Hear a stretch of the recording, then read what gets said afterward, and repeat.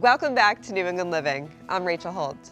Up next, we're learning how one company is using data from honeybees to promote sustainability with CEO of Best Bees, Delaney Dameron.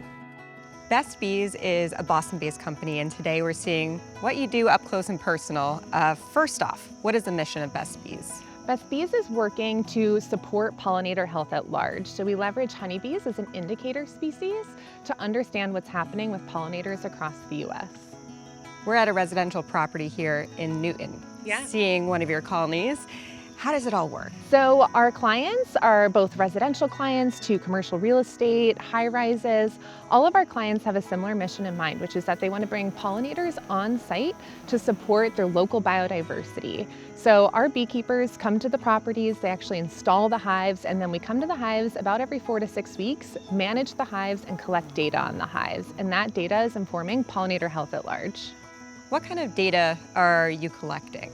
Yeah, so our beekeepers are capturing anywhere from 60 to 90 data points per hive at every hive visit. And they're collecting data about what's happening inside the hive. So that's going to be how is the queen doing, what's happening with brood and eggs, how much honey have they produced, and all of that data is informing us about that hive's health and the surrounding area. Once you get all that information, where is it going? It goes to a lot of places. So some of our clients actually want that data back because they're doing green building certifications or doing sustainability reporting. And in addition to that, we're partnering with research institutions who are studying pollinator health at large. So we're able to actually give that data back to these institutions who are looking to understand what's happening with bees across the United States. And is the idea that these residents and these companies really enjoy being a part of something like that? Yeah, exactly. So it's not just getting to benefit from having the bees on your property, pollinating your flowers, getting to taste the honey from your hives. It's also contributing to something much larger, which is supporting all of the pollinators across the United States.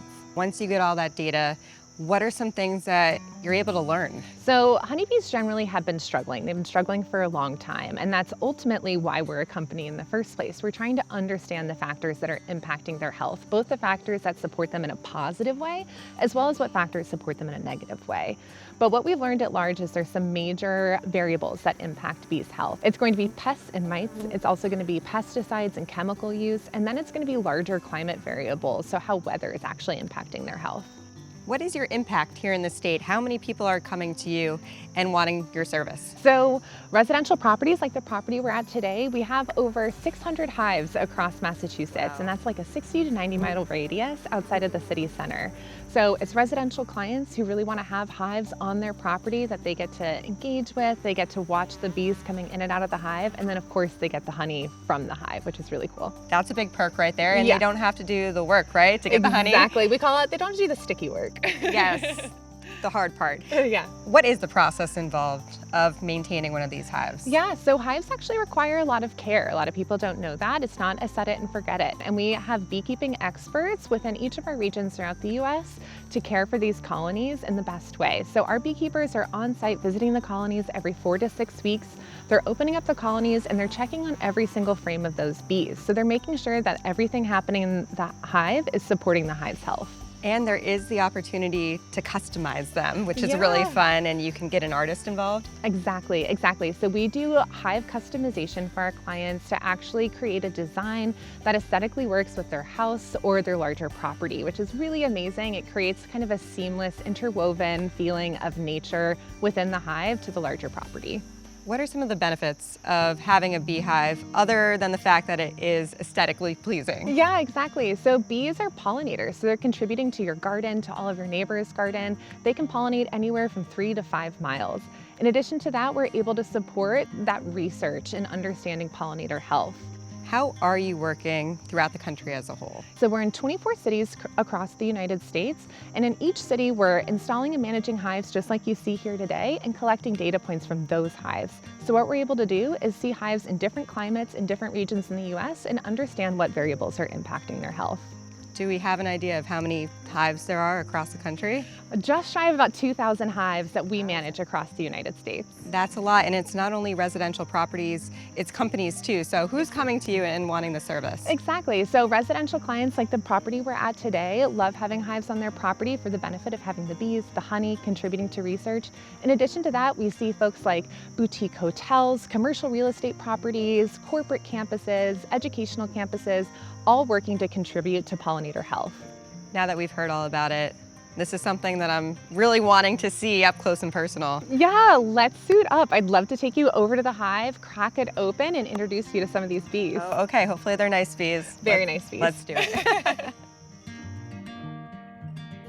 All right, now it's time to get suited up. What kind of gear are we working with here? I'm gonna pop on a veil today, and I have you with a nice half suit. Okay, one of us is obviously a little braver than the other one. One of us has been here before. So this resident has 2 beehives with us. I love how they decorated it too. Aren't they beautiful colors? Yes. And so we're gonna just put some smoke in here at the bottom, and all the smoke does is just keeps the bees really mellow, keeps them calm. Perfect. It doesn't harm them at all. It just kind of gets them ready for us to meet them. We're gonna pull this lid off, and now you can see these bees. A majority of the bees within this hive are female bees. The male bees are called drones, and their primary use within a hive is actually just mating. So they'll be born and they'll leave the hive to go mate with a different queen.